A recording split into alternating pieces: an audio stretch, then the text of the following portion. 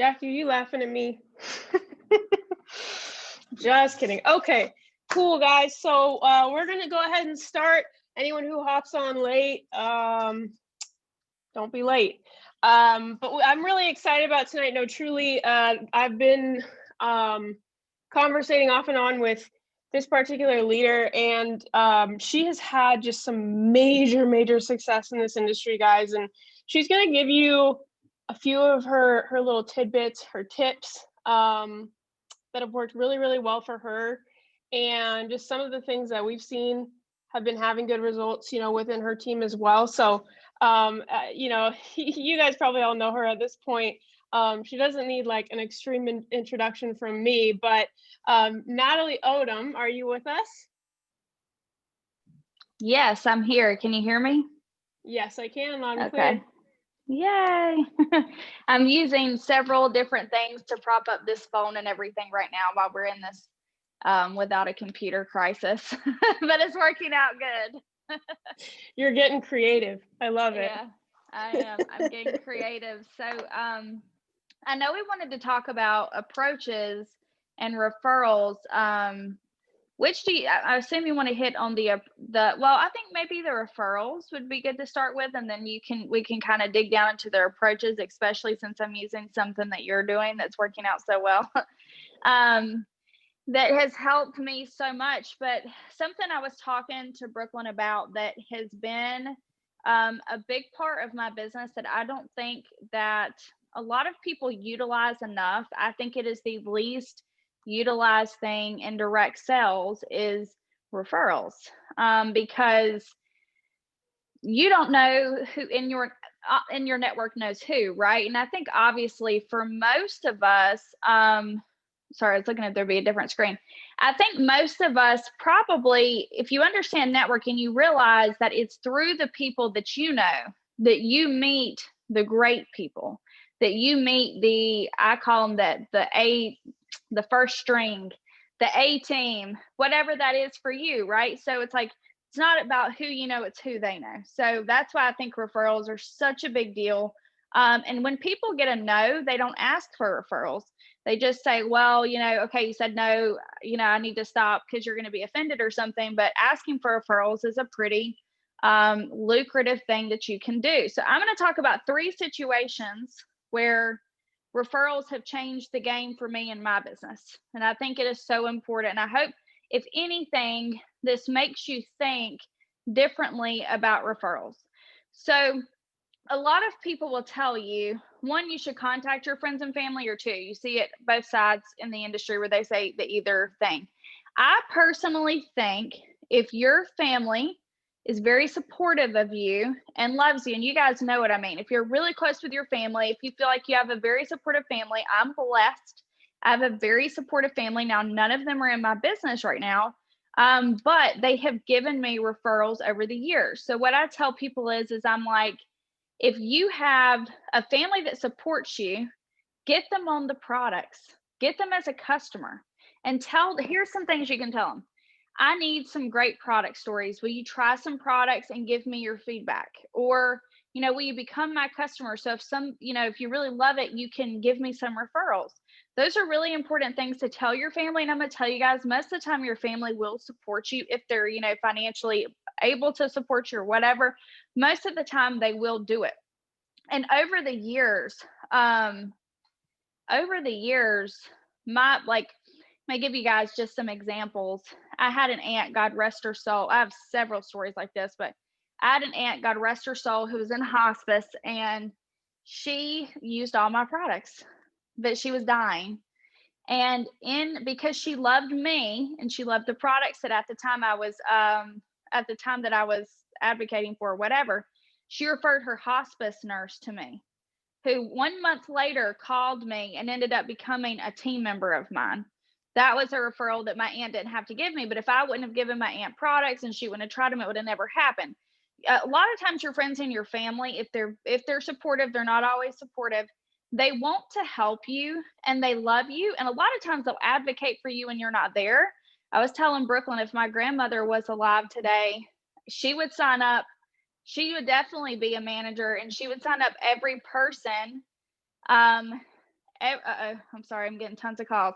She would sign up every person that was in her bingo group because she, in the South, your grandma, your mama, they're a part of church.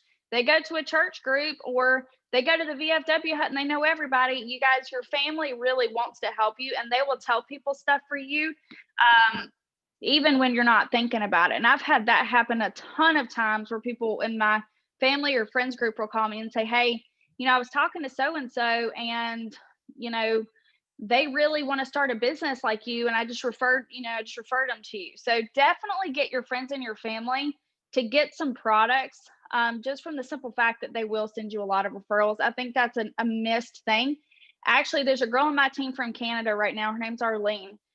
Her brother does not want to do this business, but he is a lover of detox. And he happens to just in the world, just meet this guy who is a naturopath specialist. He specializes in eyes. He can look at your eyes and tell you if like you've broken a bone, you've had a baby. And her brother just happens to meet this guy. And he's like, hey, you know what? My sister is in a health and wellness business. I need to connect you guys. He referred this guy to Arlene, and now this guy is a big builder in her business. Arlene didn't know him, but because she got the products in her brother's hands, he loved them. He kind of knew her story. He connected them. So that's why it's important that you at least talk to your friends and family about products, because they can really connect you to people that you may not even know exist, that have nothing to do with you. And I'm like, those are like the extra ones. When I get the referral calls, I'm like, yes, that's the one I wasn't counting on. I'm like, I got it. When you need that one person and it's the last day of the month, that's that one you're not counting on. So I love referrals. So that's one thing. I want to talk about actually when you're doing your prospecting, asking for referrals, because that's another thing. I'm going to tell you a really good story about this. When you are calling people and prospecting and they tell you, no, not right now, or maybe like, whatever it is that they're not interested or whatever, you can say, hey, do you have anyone that you think would be good at this that I should be connected to? Or do you have anyone that that does direct sales? Do you know anyone that does anything like this? And people will a lot of times, yeah, my sister does this. She used to do this. And I've had people tell me, my sister was actually really good at this. She doesn't do this anymore. And I'm like, can I get her number? Whatever. So I want to share a story though, that got me into really asking for referrals. I had, in a business I was in before, one of the top 2 earners in the company met each other through asking for referrals. The top earner happened to be on a call, like, because they met each other like years before, and she happened to be on a call with a guy, and he's like, look, I'm just not interested. She's like, do you know anyone? And he referred to her this particular girl. I don't know if he just knew she happened to be like a model in a magazine or something like that at some point, so she was highly influential. She ended up becoming that lady's number 1 earner in every business she ever had. She was actually, they were top earners in Visalis. They were top earners in the company I was with. Both of them were. And they literally were business partners for like 10 years or maybe longer than that. So that's what I'm saying. You don't know who knows someone that is very influential. I mean, another thing you guys don't realize is networking, you're going to meet people that blow your mind. That you ever heard like we're all separated by 7 people? It's the truth. And I will tell you guys, through people, I met the pilot of Air Force One. Through people, I met the drummer, or he's the keyboard player of Maroon 5. I met his mother through someone. She actually became a business partner and was actually a really successful business partner at one time.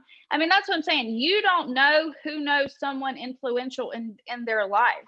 And that's why it's important to really ask for referrals, and even to get some of these people who are influential in your business, because even if they don't stay, like Kevin said, even if they don't build, they'll bring a lot of people that you would have never known through them, which is so crazy. So that's one thing. The other thing is end of month volume gaps. Referrals is the other thing that I like to do for volume gaps. And I'm going to tell you guys how I do this. So at the end of the month, if I'm really close to a goal, and I consider myself really close to a goal if I'm within like 3,000 to 5,000 points, or like 2,000 or 3,000 points, whatever that is. So I'm trying to close a small gap between probably quite a few people. I start thinking to myself, okay, who can I get referral to be a customer? So a lot of times I will call up people and say, hey, I'm 2,000 points from a goal. Who do you know that would be really good for me to talk to? Who do you know that I need to talk to about these products? Who do you know that I need to talk to about this business? So I'll start asking my friends and my family for referrals, especially at the end of the month if I'm really trying to hit like a certain goal. And I'll tell you guys the time that this really, really worked for me.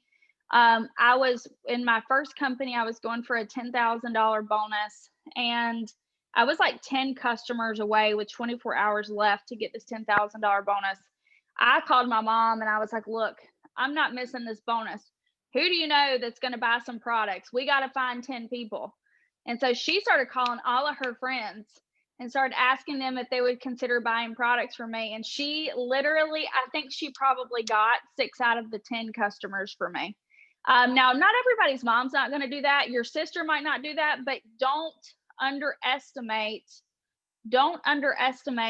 the power of, calling, especially at the end of the month and asking. I tell people, like, when I'm close and I'm asking and I'm trying to close a gap, we do whatever it takes. That means we're calling people, asking people if they need products. That means I'm calling people, asking them for referrals. Whatever it takes, we have to get it done. So I'm kind of one of those people where I'll just do everything. I'll just start taking massive action in small, short amounts of time, trying to fill these product gaps or volume gaps. But that's what I would suggest doing, is really, really start utilizing those in your business. And I was telling Brooklyn too, another thing that I do is, like, I know my sister and my brother don't want to do this business. Now, we've done business before. We don't work well together. Maybe this isn't their thing.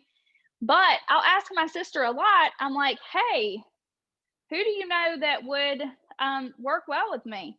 Who do you know that, I think should be my business partner? And a lot of times she'll refer me some of her friends. I've worked with so many of my sister's friends before who get into direct sales. And, they don't know anyone to join. So they call me because I'm the first person they think of. But that's definitely some of the things that I do that's really worked for me in the past. So I hope that helps. Yeah, like I'm taking notes like speed fire here. Definitely helps.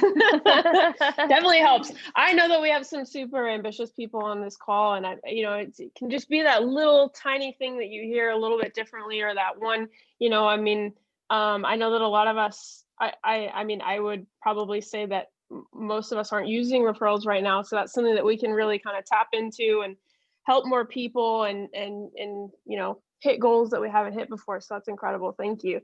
And so we talked about that kind of being like, obviously with your family and friends, but then also the default after approaching someone and they say not now, or not for me, or whatever. So let's talk about approaches. Yes, approaches is I've been talking about approaches all day long. So I feel like this is my thing. So me and Brooklyn.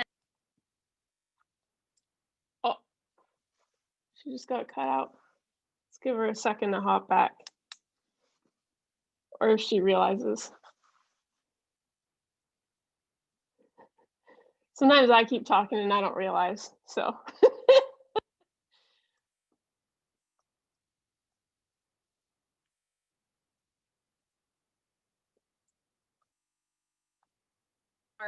I'm sorry. I touched my AirPod and it cuts off the call, and I keep forgetting that. Really? I'm so I gotta sorry. Be careful. Don't touch your AirPod. It's going to cut the call off. But I know that we were talking about with approaches that there's so many different ways to approach people. And, there's people, I think people do it differently depending on what is more authentic to you. And you can only learn that through practice. And I think that's so important, is that if you don't practice approaches, or you're not out there in there taking action, you'll never figure out what works for you. You're just not. So I'm going to tell you what I have been saying today, but something that Brooklyn said to me that just, oh my gosh, it's opened up just a new whole world of conversations for me, is having a conversation with someone and saying, do you keep your business options open?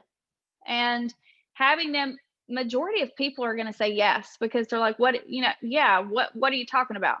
And I think it's the easiest way to start a conversation, because so many people ask me, they're like, how do you start a conversation when you're just talking to someone?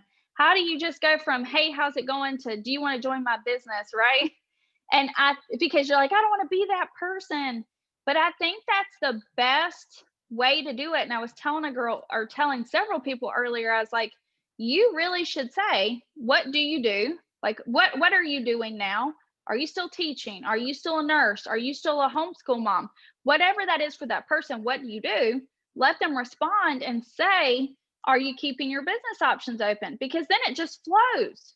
Then you're just going from, what do you do, to, are you keeping your business options open? And I'm going to be honest with you, it's been a game changer for me in my approaches last week. And if I was to give somebody some advice, I would say try that one. Try that one first.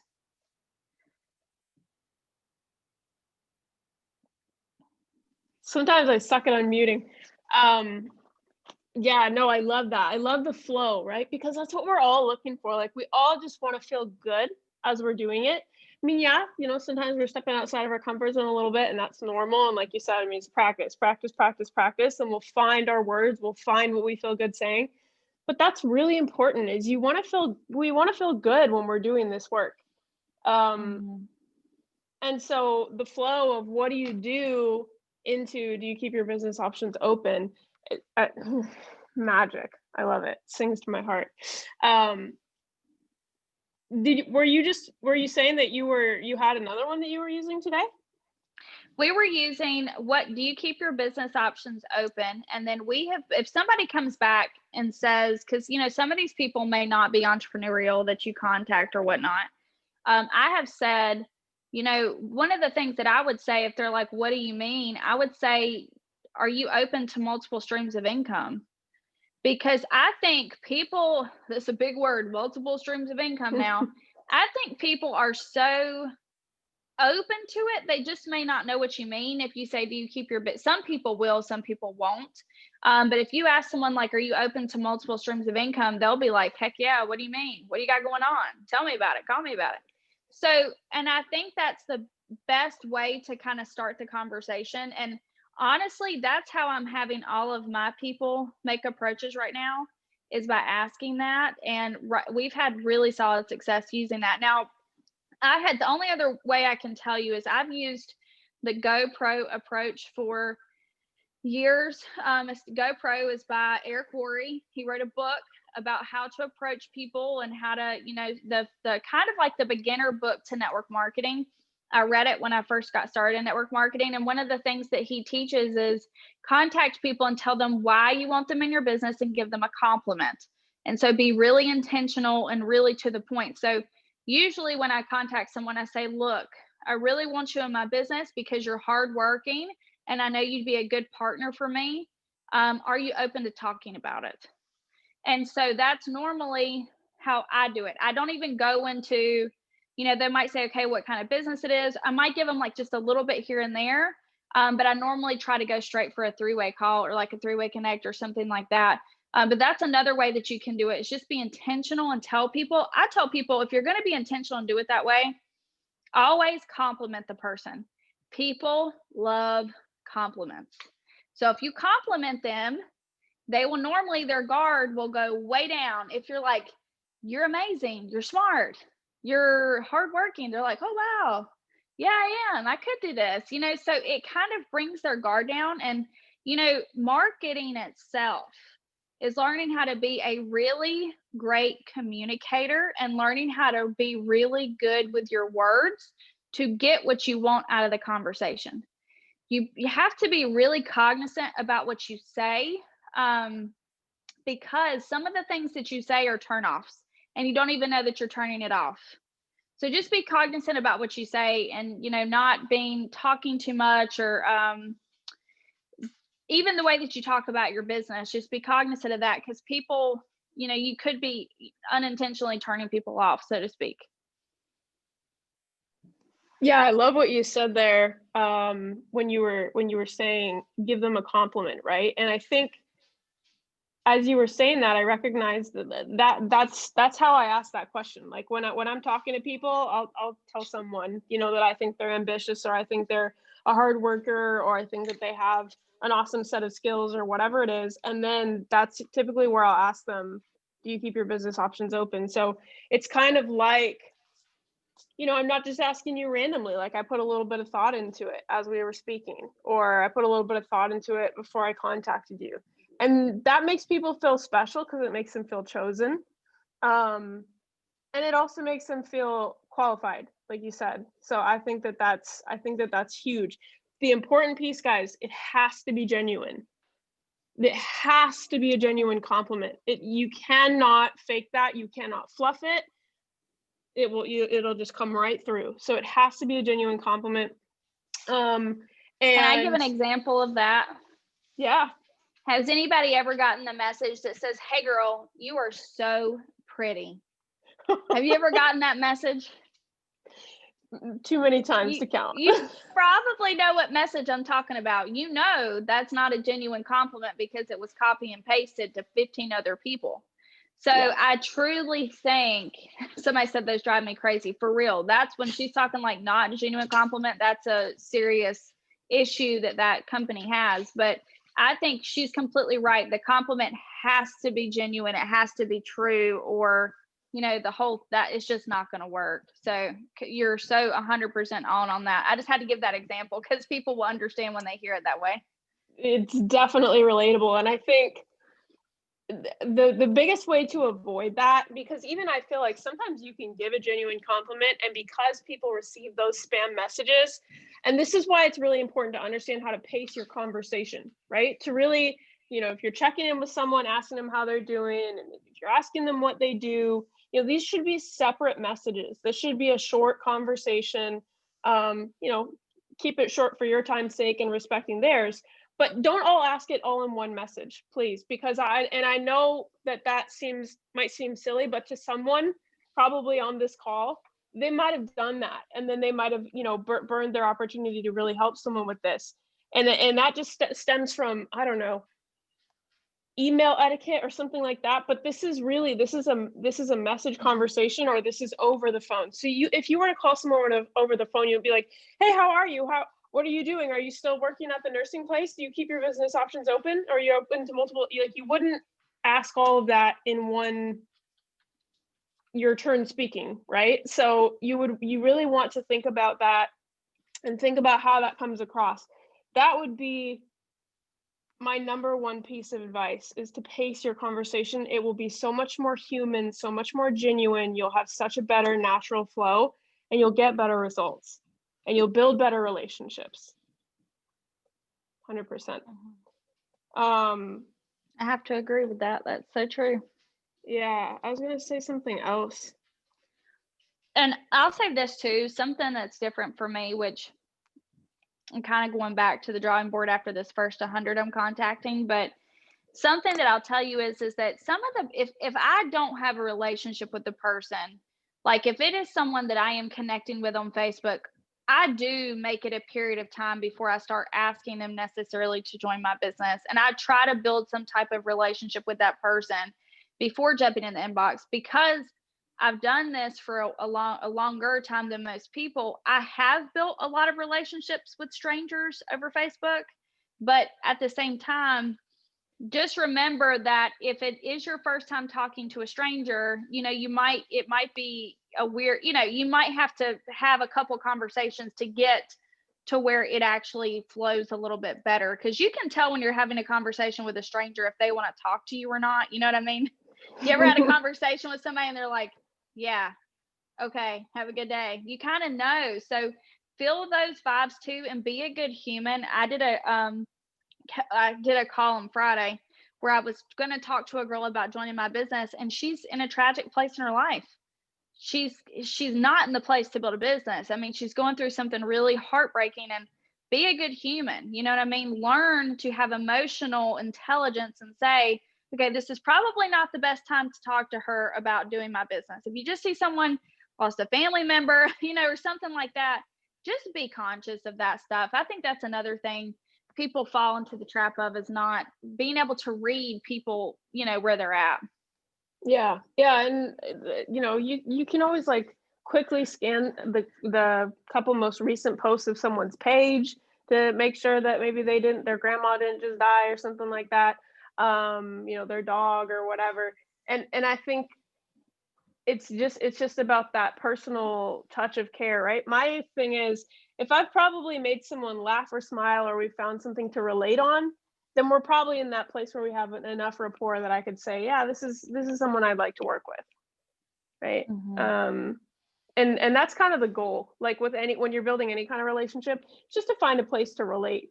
Did you go to the same school? Do you know someone who did? Do you know anyone who's lived in their area? Have you ever been there? Have you ever traveled there? Have you played the same sport? Have you had the same hobby? Do you have the same interests or whatever? Just find something to relate on, so now you're a little bit more than a bubble on the screen. That's my rule of thumb anyway. I agree with that. And I think it's really about building relationships. And if you're resonating with someone, or you guys do have a lot that you relate on, I think it's you should be able to feel the conversation. The one thing that's hard to teach people, I think, is how to have a genuine conversation. Be authentic, be yourself, and just have a genuine conversation, because when you do, that's all it is. You hear people, they hear you, and you just decide, is it a good fit? That's it. And then if it's not, it's not. If it is, it is. And awesome. But I was telling a girl earlier, she's like, can you write this out in a script for me? And I was like, I'd love to, but you just need to call the lady and talk to her and find out, like, what are her goals? That's something, when I do a call with someone, we're talking about approaches, after we ask, are you interested in, whatever, more business options? I'm like, talk to them. What are your financial goals? Why do you want multiple streams of income? They could say, I'm sending a kid to college, I'm building a house, I lost my job, I'm going to lose my job. Those are things that you can build off of and say, okay, well, this will help because of this, or whatever. But if you're not actively listening and asking those questions, you're not going to know why they need, or what kind of income would you really like to make if you could have an extra form of income, what dollar amount. Finding out those things are so important. Yeah, having those conversations. And I think through that process, I mean, I've definitely found people who aren't interested in. You would have wasted your time just kind of like trying to wind that conversation to where you wanted to go, you know what I mean? And you can certainly plant a seed, but I think sometimes I mean, I always lead with the business, but a good example of this is, so today, or the other day, I was talking to someone, I ended up on the phone with her, and she was super interested, but she's just not in a place for it right now. But she put up a post on her page, just asking, I think, like, if anyone had interest in the CBD market or something like that. It was something very generic. Well, some people responded, and she referred them to me. And so I spoke to one of them today, and she's like a lab tech, and she has like an Etsy business, right? Just like a little creative business, super cute. And so we were talking, and so to me that would say, okay, so she's a little bit entrepreneurial. But what I found out was she started it for extra income, but then she actually got a promotion at work. She's very happy with her job, she's very happy with her income. She only does Etsy as a hobby, and it's a hobby that she breaks even on, so money's not her thing. But we found out that because her work is very repetitive, that she could actually use, Relieve and the gummies, because she gets migraines as well, right? And so it's sometimes it's just talking to somebody to figure out what's their actual interest in what you do. You know what I mean? Because if I had just went in there for the kill and said, okay, so and so says that you want an extra stream of income, and so let's talk about that and blah blah blah. But to ask some more questions. And so if you struggle with conversation, a really good place to start is just trying to seek to understand. Just trying to seek to understand their lifestyle, where they're at in life, what they like, what do they do for work, what is it like, what is their job like, what is where they live like. And so it's these open-ended questions that get them to share a little bit more. And through that, you actually now have the ability to really kind of assess how you can help them. And it's not so much of a, oh, well, how's your day? Good. Oh, well, what did you do? Worked. Oh, well, how was work? It was okay. Like it's just more of an involved conversation, because they're like, oh, this person, like, actually wants to know something. People love to teach. Hi. People love to teach things that they know. People love to talk about their interests and things that they know. But we'll never know what those things are if we don't ask. If we don't ask some questions, right? So if you're somebody who struggles, and I know that there are a couple on here, if you're somebody who struggles with having those conversations, you feel like you're getting shut down a lot with those one-word answers, that's just because it's uninteresting to them until it's interesting to them. Remember, you're just a bubble on the screen, right? You know the value that you hold, but they don't. So how can we get them to engage in the conversation a little bit more so you can get to know each other? Seek to understand them first.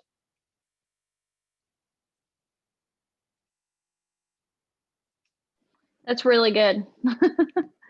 That's incredible. I think that's so good. And honestly, if you can master that, you're going to sign up a lot of people through social media. I mean, honestly, because if you can master like what Brooklyn has mastered, which is being likable, which is really genuinely building relationships through social media, it will be, I mean, here's the thing with social media, that's one of the reasons why it's good to invest to understand it, because it is the well that is like bottomless.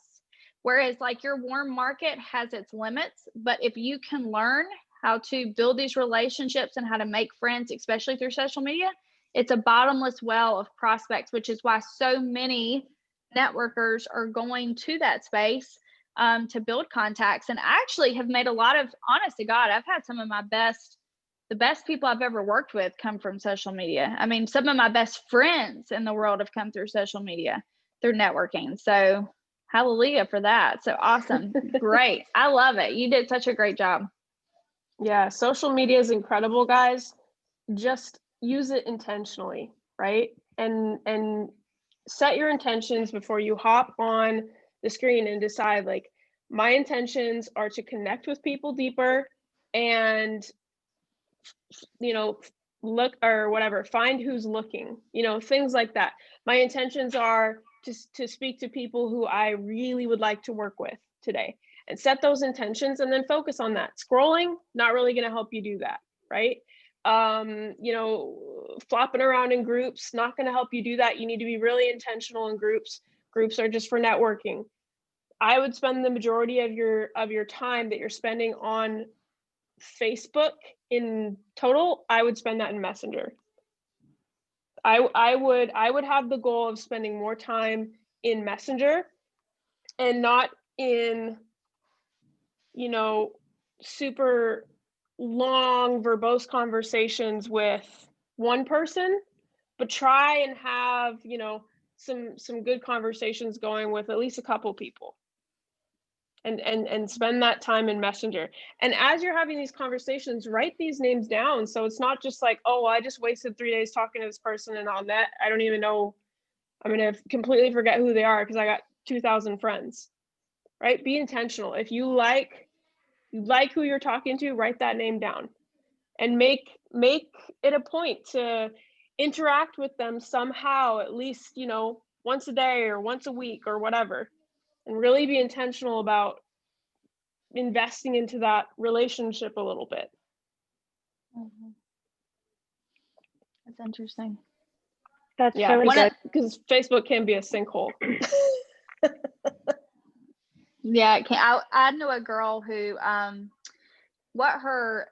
and I don't know, this was a while ago, so the algorithms may be different, but she would comment on people's pictures and comment on all of their stuff, like not ungenuinely, genuinely, like for 3 or 4 days or 5 days, and she would do it to a group of people. And she said that when you comment on people's things, right, and they comment back and it's genuine, you start showing up in their news feed, right? And she would make her attractional marketing post, and she's like 9 times out of 10 they would message me because they started to see my post interacting in their news feed, and they saw that, you know, we were having genuine interactions, and they were like, hey, what is this girl do? I'm not going to say that's going to happen every time, but I do think, you know, those just interacting is a huge deal too. Yep, absolutely. And so you remember that your approach goes further than just your words. Like, really think about your page. Is your page a good depiction of who you are? And I'm not saying, is it all, you know, fluffy and sweet? Like, if you're a little rough around the edges, then just be you. Like, be you, authentically you. And I think you'll find your tribe the best when you are genuine with your interests and opinions. Like, you know, there's no need to be like nasty and negative, but my point with that is, when someone goes to your page, are they actually getting a good look at who you are as a person? Because that is the whole point of people being able to look at your profile, right? So they're not seeing all these, you know, like not every single thing is a share post or, you know, a corporate image or whatever, because then it doesn't tell me who Sharon is. It doesn't tell me who Krista is, right? It doesn't tell me who Lauren is. It just tells me that Lauren has a business or she's in an MLM or whatever. It doesn't tell me anything about you. And so I prefer to do that by documenting, but there's lots of different ways that you can do it, that you can show who you are, right? And that's what I would focus on showing on your page. Don't spend a whole bunch of time on it. Don't spend a ridiculous amount of time on it. Just, that's always something that can be working in your favor as an approach before you even speak to somebody, right? Is showing that piece. It is not income producing to make a post. It's not. It is one of the activities that helps you network, attract your tribe, and be in someone's mind. That's it, right? It's not an income producing activity, but it is definitely an amazing tool to build your profile that way. And I think Krista may have wanted to say something. Krista, did we cut you off? Was that Krista? No. Yeah, I was, but I don't know what I was going to say. No. Oh, I was just going to say, back on, you know, just to kind of reiterate what both you ladies were talking about. In my experience, all of that works. But to really take your approach from, you know, I break it down really simply. So you're either going into it from a selfish approach, right? I want to get a new member. I want to make a sale. I want to hit my rank. And I'm going to do that by, you know, blah, blah, blah, blah, blah. Or shifting that into a servant approach. How can I help you? How can I help all of these people that I come in contact with? And I think that really flows the conversation so much more organically, because you have to, what you said, Brooks, I wrote it down, you have to seek to understand them first. And if you don't know that, if you don't do that, you're not going to be able to help them. And you don't know, maybe it, like Natalie, you were talking about, maybe that person that you were talking to today that had a tragedy in their life at that moment, you know, maybe you were put in their life at this moment to offer them some kind of hope and encouragement to go through. And it had nothing to do with your business, but that touched them so much more than you offering them the business opportunity. And so next time when you go to them and check in and say, hey, how's it going? How's everything? That connection and that bond is so much stronger. Like, you're connected, you're friends, you have a bond, you know, and that sometimes takes a couple days. Sometimes, I mean, God willing, you can just plug somebody in and get to the root of all the things. And magnetize together and fill all those needs in a day, but sometimes it takes weeks and sometimes it takes months. You never know. But I think that always consistently going into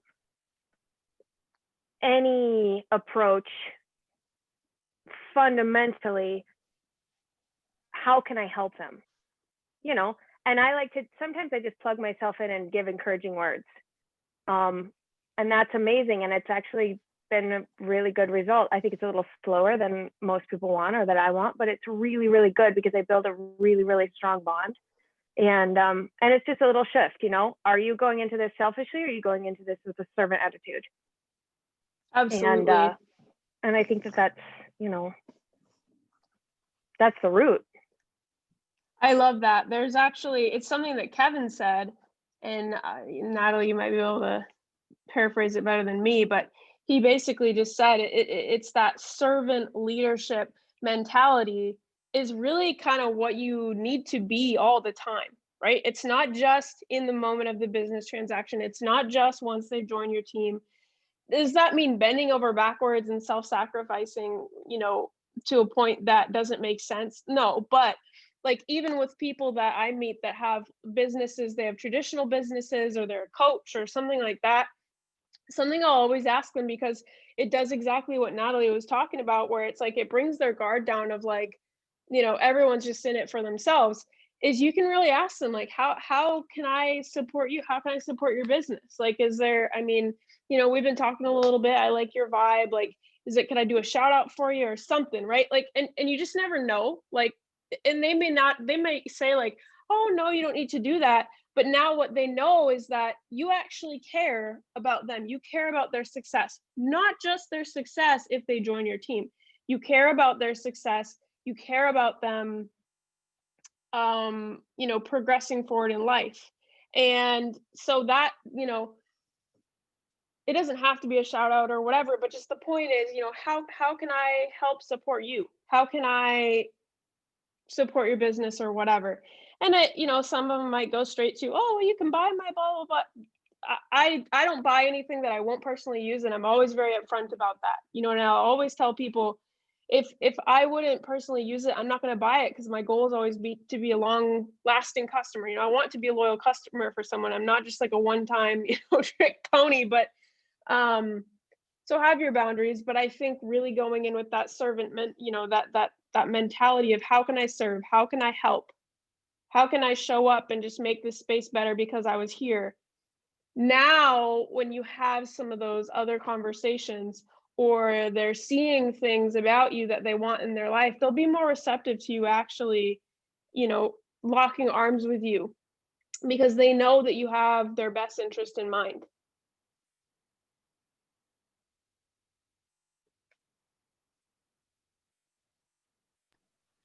Yeah, I was just going to say that is so true. And I think those are two incredibly great tips for how to just treat people in life, right?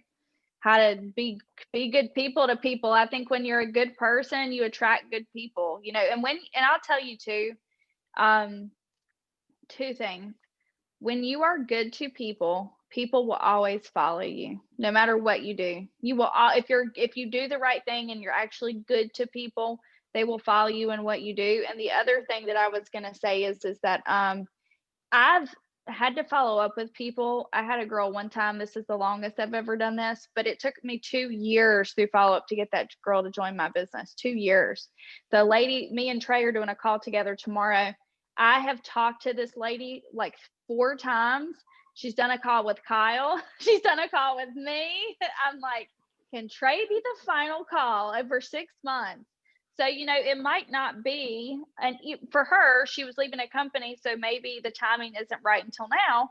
But I think too that, you know, like you said, it's not just a lot of times it's not going to be you're going to talk to someone and they're just going to sign up that day. It just doesn't happen that fast normally. It's usually going to be a process over a period of time. But that's why it's important to play the long game. It's important to look at this as a 2-year business, because, or a 1-year business. If you want to make 6 figures, give yourself a year. Say, I'm going to, in a year, things are going to be completely different. I'm going to make 6 figures a year next year. I'm going to work my tail off and get to that 6 figures next year. Not saying you can't do it in a shorter time frame, but look, a year to make, if I told you, Krista, you're going to make 6 figures, if you will do what we tell you to do, you'll put in the time, you'll sacrifice, you're going to make 6 figures next year, and it's going to be residual. You know, you're not going to have to worry about it. Would you do what it took to do that in a year? Yeah. And guess what, you guys? I have made more money in networking. I'm not a college graduate. Okay. I'm going to make 7 figures a year. Who would ever pay me 7 figures a year to do this? Do you get what I'm saying? Even if it takes me 10 years, nobody would pay me that money. So that's why it is so important to play the long game. 5 and 10 years, it goes by quick. It really does. But you got to play the long game sometimes too, and build those relationships, because you really need to have like a 1 year, 2 year, 5 and 10 year goal, because you know, it doesn't always happen that fast. Time is a factor, I think, because time, you know, timing has to be right, and time has to be a factor to sometimes get to the bigger incomes. So you really need to give yourself, at least if you're trying to make 6 figures a year, I think, especially if you're brand new. Yeah, I can totally agree with that. I will say one thing that I always just have the patience for and the understanding is it's God's timing. It's God's timing when they come on. You know what I mean? And sometimes it is going to be right away. And we talked about this in the chat a little bit today, but just that, you know, even if you make a list of 100 people and you do some reach outs and that kinds of things, like there are going to be people who say no or not yet or whatever. Don't count them out. Like follow up is so important. I think it's why people have a drastically different experience in network marketing, because if you can get better at follow up and ultimately master follow up, what you'll have is just an ongoing pipeline of people who you can help, you know, over time. And these are people who you've built the relationship with, and so there's more trust there. There's more likability. There's more there's more like no as in KNOW. There's more there's more of a connection, and they've been watching, you know, they've been seeing if you're consistent. They've been seeing if you're committed. They've been seeing how you show up, right? And so follow up is crucial. And I think based on some of the messages that I got after I put that in the chat, we'll do a training on follow up if you guys want it, because I think that follow up is just like an entirely different call. But to have that patience, that as you do approaches, okay, one really useful tool is to ask for the referral. And you never know, you could ask for the referral and that person may end up still joining down, you know, somewhere down the line. But to have the patience and grace with yourself that every single approach is not a waste, even if they say no, even if they say not yet, even if they say I can't afford it, it's not a waste. It's not a waste. All we're doing is sorting, and most of the time people are going to be put in that not yet bucket. And that's okay. Like, we don't give up on them. I was sitting on a call with my coach today. I don't know if this will help you guys, but it certainly helped me. And he said, it seems like some of what you're talking about when you're describing the not yet is that you're giving up on people. And I'm like, I don't want it to come off like that at all, because I'll never give up on helping those people until they tell me to like literally like scram or block me. Now, I'm not going to be spammy. I'm not going to be, you know, rude or pushy, but I'm not going to give up on someone just because they're not in the right season of life to build a business or to create a second stream of income. It's not up to me. All that's up to me is my action, and the action I take, the intentions I take it with, and how I decide to show up and build that relationship, whether I, like Krista said, am in a serving mentality or a selfish mentality. Okay. The reward part is, if I do this quicker, I will make more money that way. If I show up and I do this more, I will make more money that way. That's my reward. What I do with the money reveals the contents of my heart. that reveals what my heart actually feels. Money just reveals who you are as a person, and your intentions. But but the whole reason that you're doing it in this industry is because this is the only industry, first of all, like Natalie said, that someone who is unqualified, or guys, in this economy, even qualified. You know how many of my friends that I didn't graduate university, but I graduated high school, and how many like high school friends that have graduated that went to 4 years plus of school don't make six figures a year. You know, it's ridiculous. A degree does not guarantee success. It does not guarantee a higher pay, right? And so that's where this industry is so beautiful, because along with that, and Kevin said this when we were at the event, but it's like, where else are you literally rooting for someone below you to be more successful than you? Tell me another, because I'll tell you, at the bank, everybody shoves you down because they don't want you to get their promotion. They don't want you to go higher. They don't want you to make more money. They don't want to put you up for a raise, nothing, right?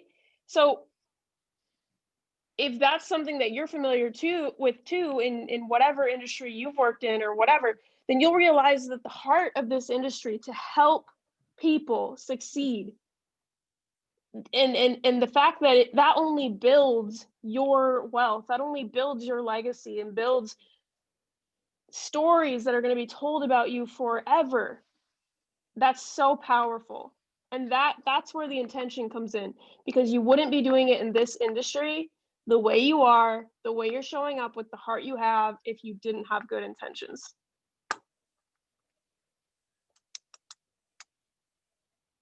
I love that. I was gonna, before we go, I had one tip to give that I think is kind of funny that I do sometimes, and maybe this will help someone.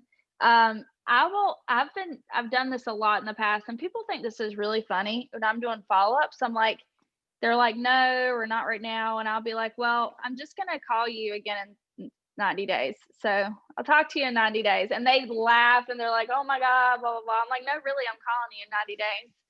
And so we joke about it. And with one girl, it became like a running joke because I was messaging and calling her every 90 days. And we, for a long time, she was just not in the place where she wanted to do it. And then finally, she really did sign up. But it was just, people think, if you try to be funny and you're like, haha, I'll just call you 90 days or whatever, people are kind of take it funny or whatever. But this industry is incredible, you guys. This industry is by far the least amount of money up front that you can put into anything to get the type of return that you're going to get for hard work. And that's why I stay in this industry, is because no one, you don't have to, you could have, I think Kevin said he hadn't even graduated high school. Did I hear him right?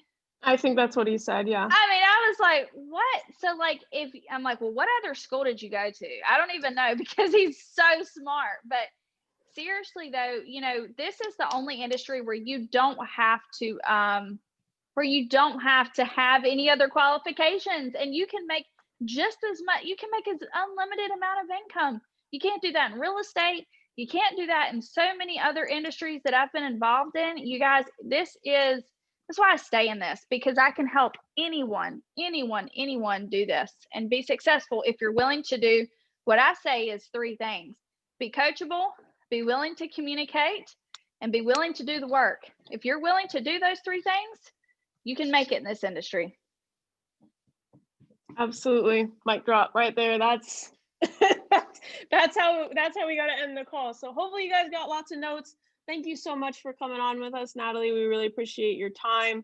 And I know that this is going to help you guys have a very successful week this week, even just with how you feel. Please celebrate those small wins. When you have a conversation or you share this with someone and it's just a good reaction, or it felt good to share it that way, please celebrate that. All of those things that you celebrate and are grateful for, more of it will come to you if you can actually be present in that moment and celebrate it. Even if it's not the full result of what you want yet, celebrate those little wins ongoing. And I think you'll just have a good attitude and be able to be in a good headspace to continue to have more conversations, meet more people, and help more people in the long run.